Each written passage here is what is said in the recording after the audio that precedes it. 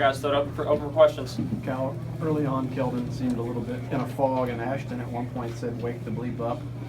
And Keldon said he heard him and he took it the right way and agreed with him. And, Who did you hear it from? What's that? Who said it? Ashton said to Keldon, wake the bleep up. Yeah, again, this is so hard for these kids. Let me tell you, again, what I'm proud of is that we're playing a veteran team that's been through wars, that has been through games like this, that made shots. They were down 17 and they never stopped, and guess what? Neither did we. And then Keldon makes a play, Tyler makes a couple plays, we make free throws. But again, the issue here is they're pressing about individual play, and you can't play for a team and be in that mode. You have to just lose yourself in the team. What's the team asking me to do? And either I can do it or I can't. If I can't do it, I'm not going to play much. In a game like this, it's fight. If you couldn't fight, you couldn't be in there. Because the game is physical, a lot of hand-to-hand combat. It's how the game is played here, and you got to play. So proud of him though. And that's coming off a game where he scored no points, which is, think about pressing. How about that for pressing? Coach, what was the biggest difference in the game? The defense we played in the first half gave us a chance. The start of the second half, they went zone, and we were like waiting on it. That's why I started screaming when they went zone to start the half. I was like, if you notice, we were laughing. We just were waiting for them to do that. We get up on that, and but when you have a team that makes threes like this, they're never out of the game. And my thing was make them drive. So we gave them a 3 on transition. We gave them a 3.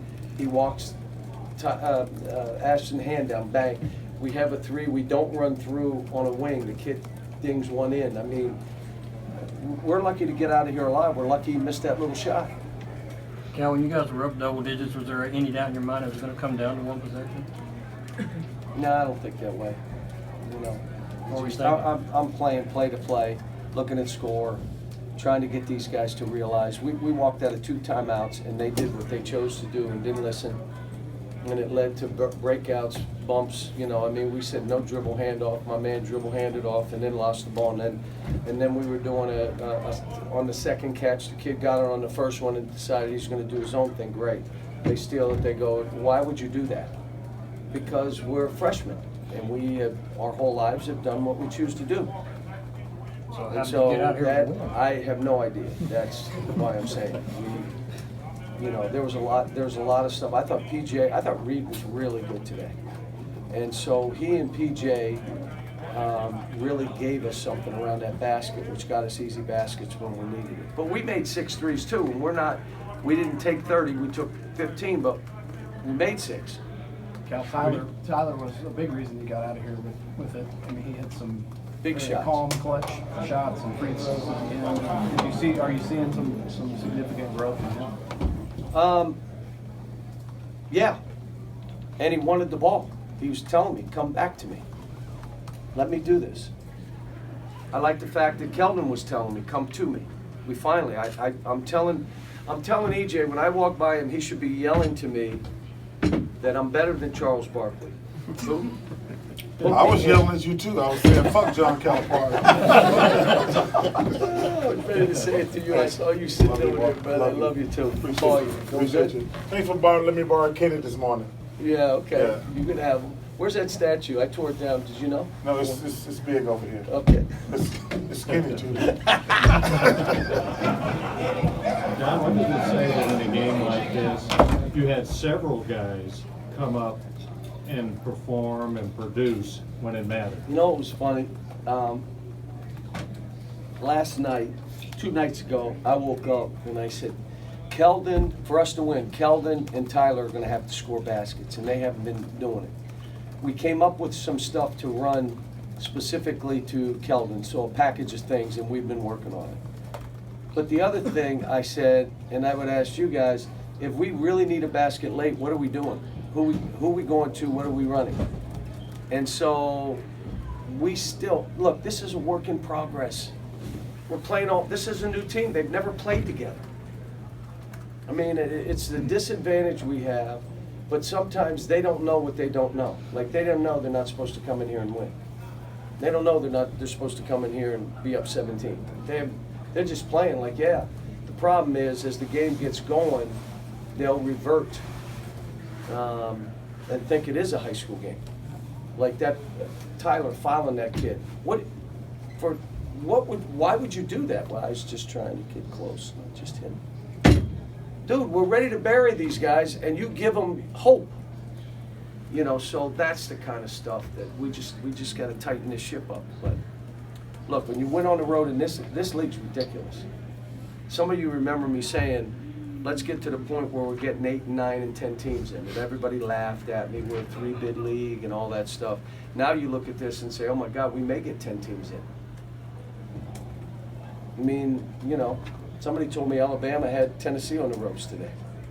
I mean, Alabama beat us. So, Jack, you mentioned the road. For all the warts you still have, to be 3-1 and with your one loss being a shot in the air to win it on the road at this point with this team. what's our record? 3-1 on the road. What is it? 3-1. On the road? Mm-hmm.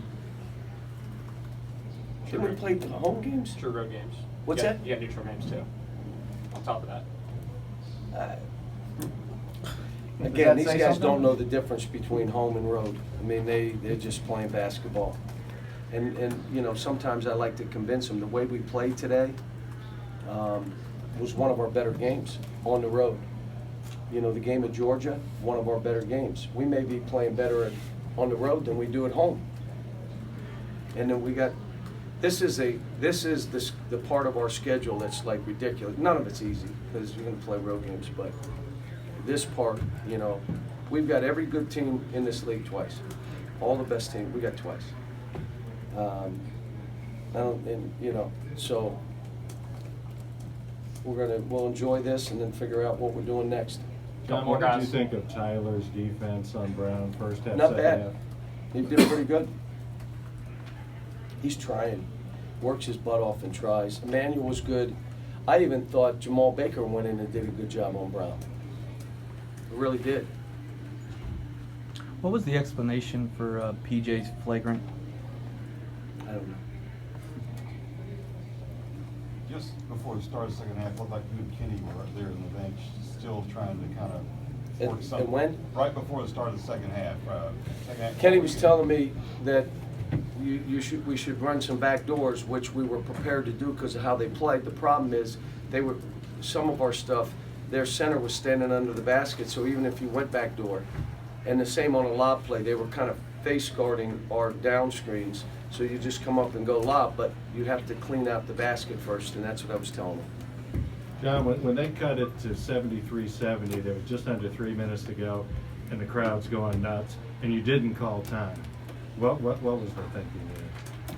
Not a very good coach. I don't know. Look, you guys that know me over the years know I like the players to play through stuff so they can learn and grow. They can't count on me to call timeouts every time. I called some timeouts today that I normally don't call after free throws to set up the defense. I normally don't do that. That's how worried I was about them shooting threes and pick and rolls and how we were going to play. Folks, you got to understand, we were saying the same things in every huddle. And if I would have had 3 more timeouts, I'd have called them and said the same things again 3 more times. But offensively, like if they made that last basket, we probably wouldn't have called a timeout. Now, it would have gone in about, what, 5 seconds, 6 seconds to go? It would have been a 1-point game. We were already set up for what we call celebration. They celebrate, here we come right down your neck. So we wouldn't have. We did the same thing at Alabama, had our chances. We did the same thing at Seton Hall, had our chances. I just think that's normally the way I do it. And How long has celebration been in your toolkit? I learned that from Larry Brown. Why call a timeout and let the other coach get involved in let the teams, you work with your team, you already know what you're going to do. What are you going to do, tell them again? The issue becomes when you have young teams like this that haven't been together 3-4 years, there are times that I may do it just based on the fact that I can see panic and I got to calm them down. But All right, folks, thanks.